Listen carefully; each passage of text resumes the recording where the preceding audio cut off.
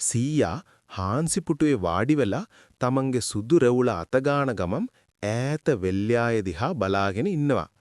මුණුබුරෝ ටික සීයා වටේට වාඩි උනේ අදත් මොකක් හරි අපූරු කතාවක් අහන්න බලාපොරොත්තු වෙන්න. සීයා මුණුබුරෝ දෙස මද සිනාවක් පාමින් මෙහෙම කිව්වා. මේක උනේ මීට අවුරුදු 60කටත් වඩා ඉස්සර. සීයා කතාව කියන්න පටන් ගත්තා. ඒ කාලේ අපේ ගම්වල අද වගේ පාරවල් වාහන තිබුණේ නැහැ පුතේ.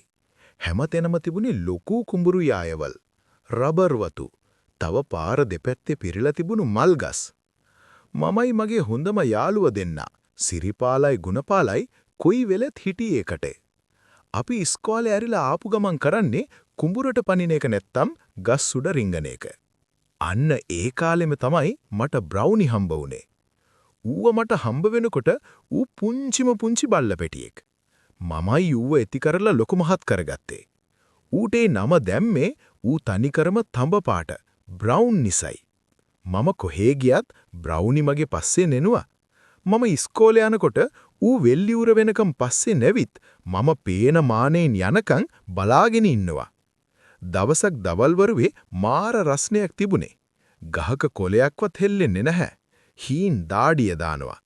සිරිපාලයි ගුණපාලයි හොරෙන්ම අපේ වත්තට ආවා. අදනම් පුදුම රස්නයක් බං. අපි යමුද වැව පැත්තේ ගිහින් නාලා එන්න? සිරිපාල හෙමින් ඇහුවා. ඒ කාලේ වැවට යනවා කියන්නේ අපිට ලොකු වික්‍රමයක්. හැබැයි අම්මලා දැනගත්තොත් ඉතින් ගෙදරින් එළිය තමයි ඉන්න වෙන්නේ. ඒත් රස්නේ ඉවසන්න බැරිම තන මමත් එකඟ වුණා. හරි, අපි කාටවත් නොකියා යමු කියලා මම හෙමින් ගෙදරින් එළියට බැස්සා. අපි තුන්දෙනා වත්තපල්ලෙහින් තිබුණු පටු කැලෑපාර දිගේ වැව පෙත්තට යදුනා. අපි හිතුවේ කවුරුත් දන්නේ නැහැ කියලා. ඒත් අපි පාරට බහිනකොටම කොහේදෝ ඉඳලා බ්‍රවුනි දුවගෙන ආවා. ඌ නිකන් දන්නෝ වගේ අපි යන්නේ හොර වැඩකට කියලා. ඌ වල්ගායේ වන අපිටත් වඩා ඉස්සරහින් දුවන්න ගත්තා. ගුරුපාරේ දූමිලි අවුස්සමින් ලুকু කුඹුරු යායක් මැදින් යනකොට හමන හුළඟට අපි ඇඟට ටිකක් සහනයක් දැනුණා. ඈතින් වැවේ නිල් පාට වතුරු පේන්න ගත්තා. වැව වටේලුම තිබුණේ ලොකු නුගගස් සහ මීගස්. ඒවායේ හැවන වැව අයිනටම වැටිලා තිබුණේ හරිම නිස්කලංක විදියට. හැබැයි මම දැනගෙන හිටියේ නැහැ ඒ නිස්කලංක වැව ආස්සේ එදා මට ලොකු අනතුරක් හැංගිලා තිබුණා කියලා. වැව ගාවට ගියපු ගමන් අපිට දැනුනේ පුදුම නිදහසක්. වැවේ නිල් පාට වතුර හිරු එළියට දිස්නේ දෙනවා. අපි තුන්දෙනාම ඉක්මනට අපේ කමිස ගලවල වැව අයිනේ තිබුණු මීගහේ අත්තක් උඩින් තිබ්බා. අදනම් මුළු වැවම අපේ කියලා ගුණපාල කෑ ගැහුවා. බ්‍රවුනිත් එතට හිටියේ හරිම උද්‍යෝගයෙන්. ඌ වැව අයිනේ එහාට මෙහාට දුවමින් බුරන්න ගත්තා. අපි වතුරට පනිනකන් ඌට ඉවසිල්ලක් නැහැ වගේ. මම දැක්කා වැව අයිනේ තිබුණු නිලුම් මල් ටික හුලකට එහා මෙහා වෙනවා. හැමදේම හරිම ලස්සනයි. සිරිපාල තමයි ඉස්සෙල්ලාම ජබුස් ගාලා වතුරට පැන්නේ. ඌ පැනපු පාරට මගේ ඇඟටත් වතුර විසි වුණා. ඊට පස්සේ ගුණපාලත් පැන්නා. මමත් ඉක්මනටම හිටපල්ලා මමත් එනවා කියලා ලොකු හුස්මක් අරන් වැව මැදටම වෙන්න පැන්නා. වතුර හරිම සීතලයි පුතේ. ඒ රස්නේට ඒක දිව්‍ය ලෝකයේ ගියා වගේ සැපක්. අපි වතුරේ එකිනෙකාට වතුර ගහගත්තා. කිමිදිලා වැවේ යට තියෙන වැලි අත ගෑවා. බ්‍රවුනි වැව අයිනේ ඉඳගෙන අපි දිහා බලාගෙන හිටියා. ඌ වතුරට බහින්න එච්චර කැමති නැහැ.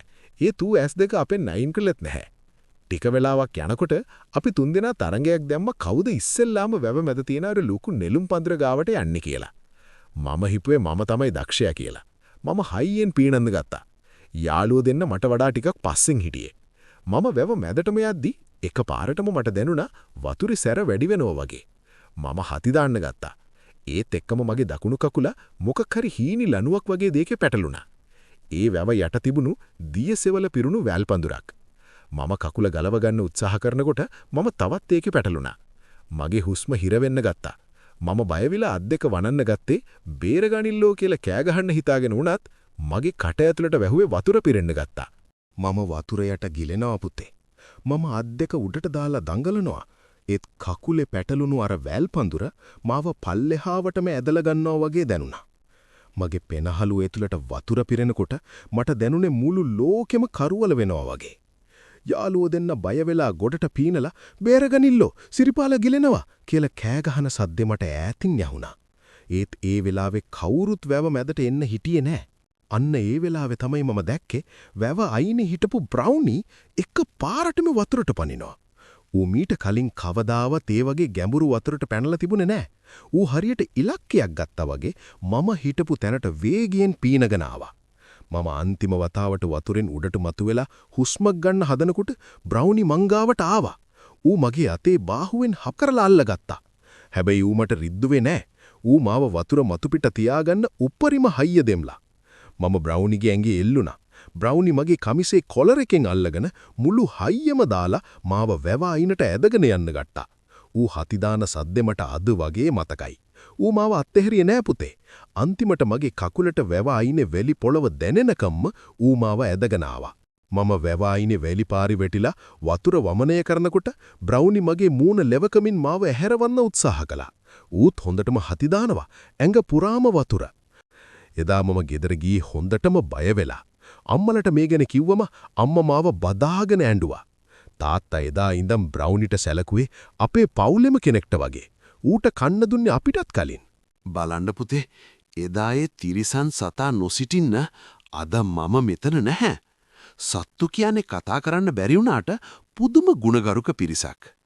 අපි උන්ට පොඩ්ඩක් ආදරය කළොත් උන් අප වෙනුවෙන් ජීවිතේ වුණත් දෙන්න ලෑස්ති. ඔයාලත් සත්තුන්ට කවදාවත් රිද්දන්න එපා. උන්ට ආදරය කරන්න.